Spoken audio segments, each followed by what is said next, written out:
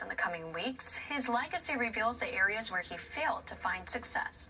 One America's Megan Dyke takes a look back at his terms as a state leader.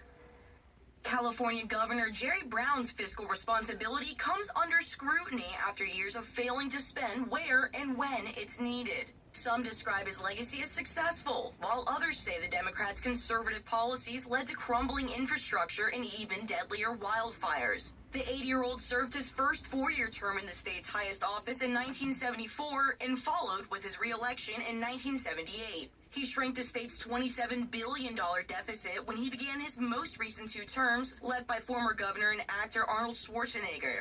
Brown's exit leaves incoming Governor-elect Gavin Newsom a $15 billion rainy day reserve, but a poorly funded forest management agency. Yeah, this is so devastating that I don't really have the words to describe it. The Golden State experienced its deadliest wildfire in state history in November, with the quickly burning Camp Fire in Northern California.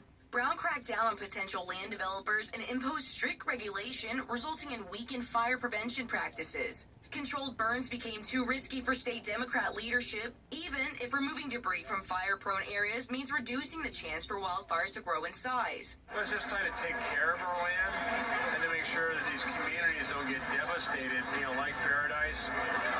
One of the worst fire travesties, disasters I've seen. The Camp Fire left 87 people dead, devastated the city of Paradise, and destroyed about 14,000 homes. Law enforcement has also chimed in on Brown's apparent determination to allow the state to serve as a sanctuary for illegal immigrants. We have a large population of undocumented persons that every day don't violate the law.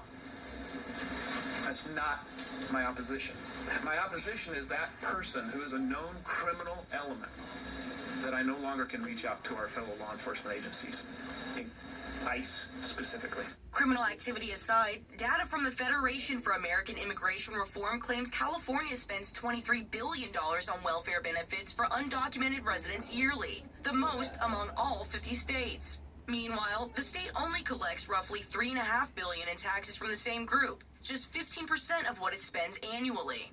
Governor Brown, on the other hand, instead of hearing the concerns of Republican voters, passed burdening taxes targeting the state's top earners. This while he touts the states having one of the world's largest economies. As Brown passes the torch over to progressive Gavin Newsom in January, only time will tell how new leadership will tackle California's existing issues, if at all. Megan Dyke, One American News.